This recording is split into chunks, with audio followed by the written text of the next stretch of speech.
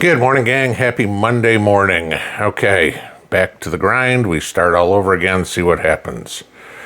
And of course, the most important thing is you're being lied to. The information that is being spewed to you left and right, over and over, that you make many of your life decisions on, is false. No question. You look at what happened over the weekend, and I'll explain these, but there's a whole lot of people who were waking up this morning who are going to act upon information that was put out to them that they just blindly believed, and it's wrong. I want you to think about these. These are some quotes over the course of history. Nikita Khrushchev, remember him? Okay, going back to the 1960s, beating his shoe on the table, the Soviet premier during Kennedy's tenure. His quote, "The press is our chief ideological weapon." Okay. I think we'd all agree that during the Soviet era, the misinformation that was being put out to Soviet citizens and to the world were lies. I mean, just like we saw all the pictures in the 1960s, 1970s of all the little gray-haired ladies, running around the street and how impoverished the Soviets were, propaganda. The Soviets were doing the same thing. They basically showed pictures of American homeless living in boxes underneath the highway overpass, and that was the impression that Soviet citizens got of Americans. Neither of which, of course, were true, but that's what the press does. They lie. Let's go to another famous person. How about Joseph Goebbels, the Nazi propaganda minister?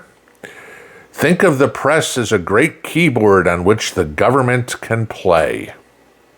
Yeah, okay. We all know how it turned out for the Nazi regime. All right, so let's get away from the politicians. Let's go to, back in the day, if you want to call it pop culture. How about Mark Twain? We've all heard of him, Huckleberry Finn, Tom Sawyer, that sort of stuff. Quote from Mark Twain, who was a rather sharp guy. "There are laws to protect the freedom of the press's speech, but none that are worth anything to protect the people from the press." Very true. Because the press can tell us anything they want. It's freedom of press. We can say that. And they're right. But it goes back to what you and I have said over and over and over again, is that, yes, you can say whatever you want, freedom of the press, freedom of speech. It does not absolve you from the consequences of what you say. CBS News is kind of dealing with that right now in a $50 billion lawsuit. Okay, we'll see how that one plays out. All right, so let's go into more recent pop culture, if you will. Let's go into somebody completely different than all of these. Malcolm X. Okay. "The media is the most powerful entity on earth. They have the power to make the innocent guilty and make the guilty innocent. And that's power, because they control the minds of the masses." Pick one of those quotes and tell me which one of them do not apply to today's media. You can't, because they are all true. The media is no longer news. It is strictly propaganda. I mean, Joseph Goebbels would be proud of ABC, CNN, MSNBC, pick one. He would be extremely proud, because there isn't a lick of truth that comes out of any of their mouths. And it's amazing that people are like lapdogs. Please, fill my head with more bullshit. Let's take a look at what happened over the weekend, okay? Y'all know about Ukraine bombing drones, actually, a bunch of Soviet airfields, or a bunch of planes on a Soviet airfield. They're bombers, okay? All right, you're in a war. I got it. And so they sent a bunch of drones to destroy all these planes that Russia's not building anymore. So, I mean, sure, it was effective. Axios, big online media outlet, came out with a piece trying to blame the United States, saying Ukraine has been planning this for a year and a half, and that the United States has been involved. The United States was aware this was going to go on. The Biden administration knew, the Trump administration knew that this was going to go on.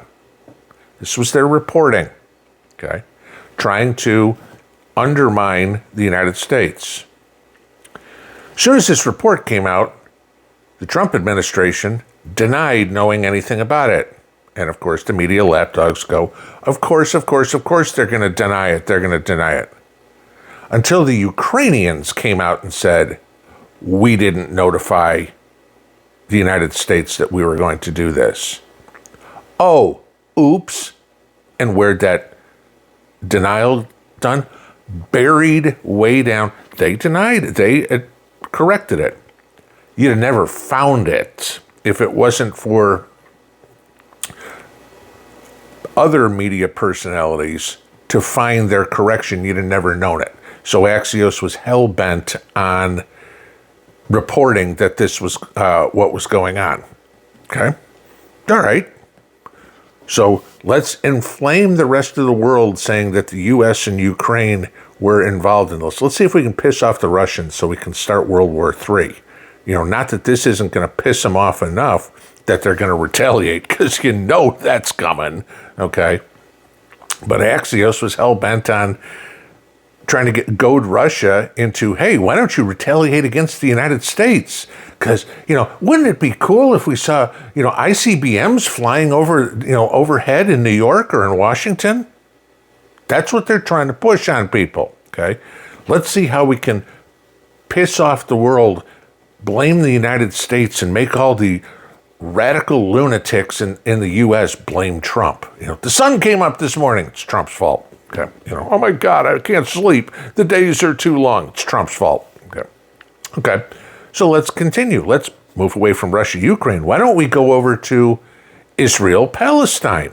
We can do this one. This is over the weekend. I mean, I'm not going out weeks. I mean, this is the last couple of days. Okay.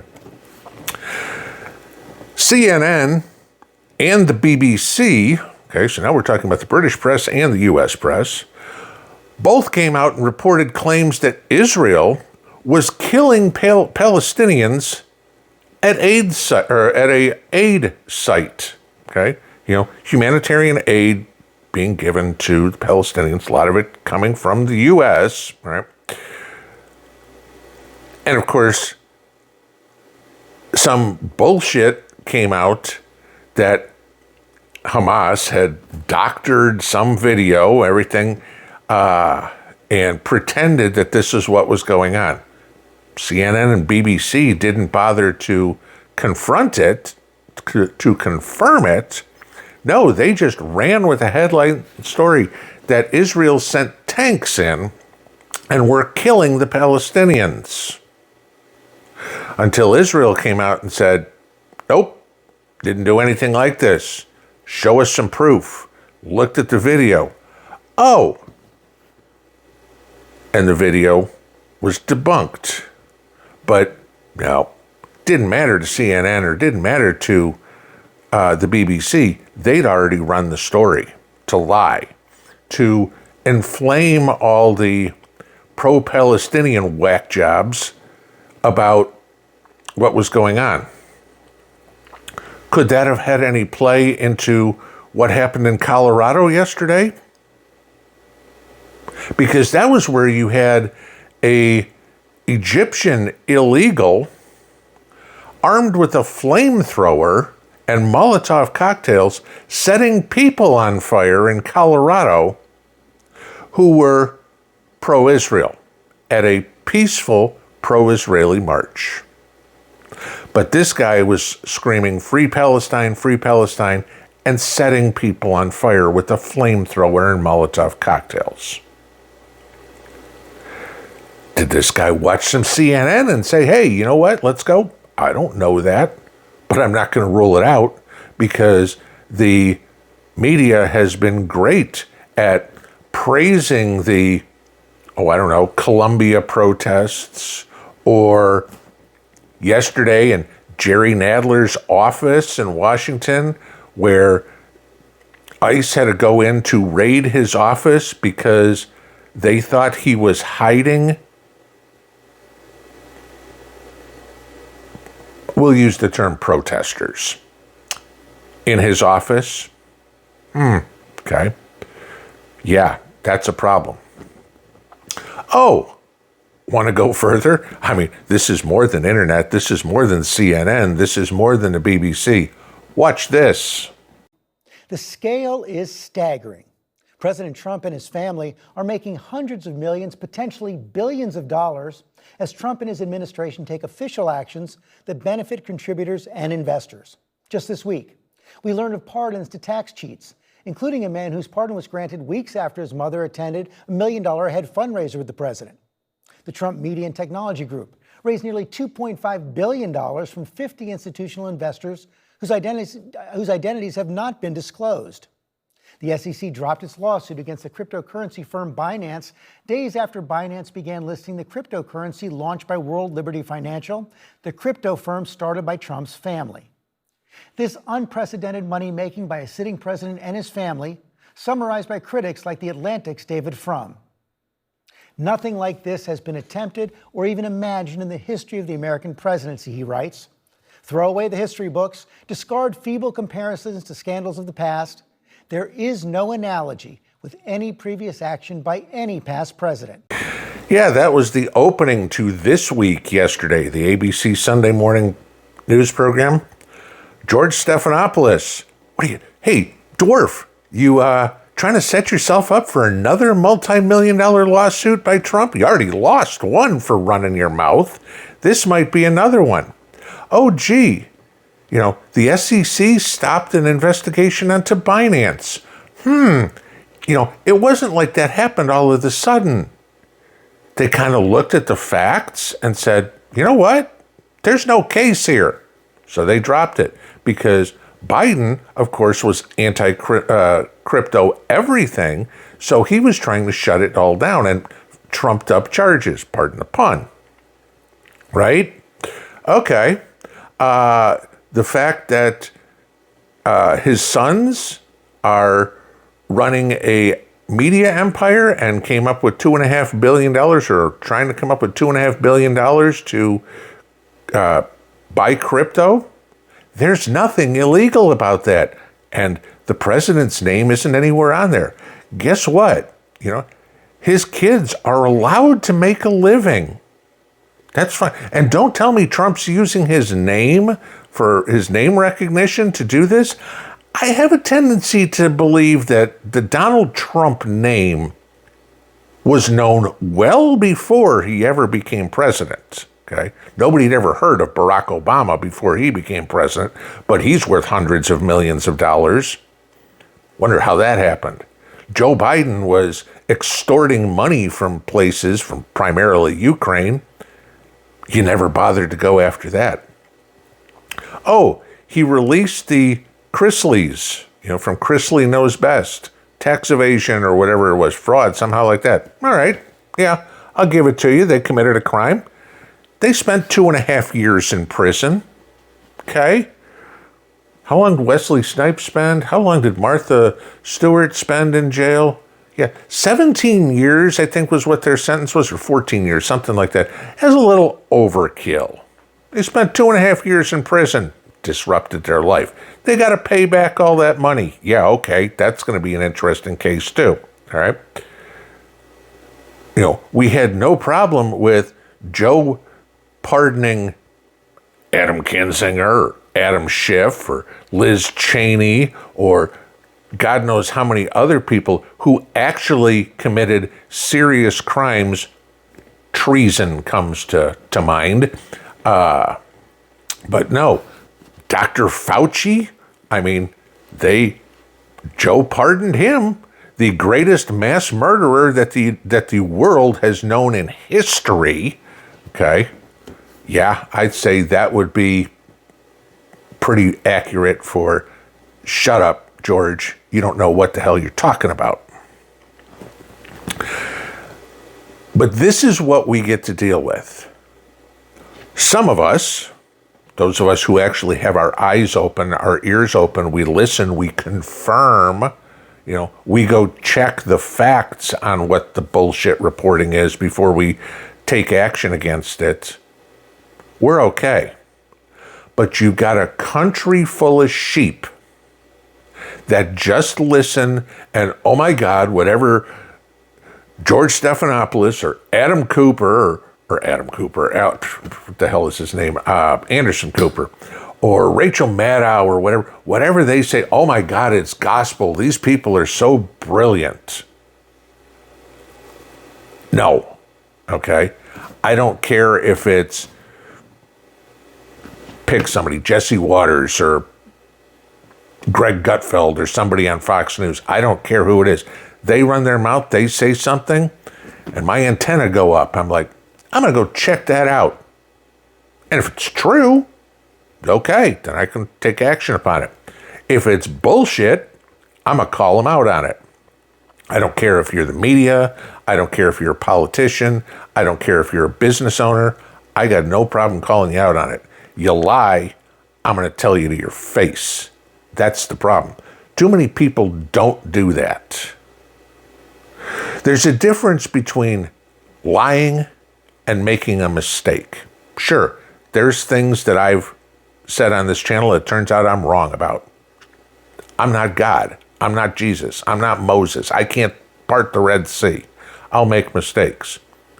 But never, ever, ever in my life have I ever tried to deceive anybody on this channel and say, oh, this is this, and it's a lie. No. Do I make errors? Sure, everybody does. But when somebody's job, when somebody's paid tens of millions of dollars, the media, to lie to you, they have no credibility. Congress, I think the Democrat approval rating right now is 16%. Okay. The Republican approval rating, I think, is 40.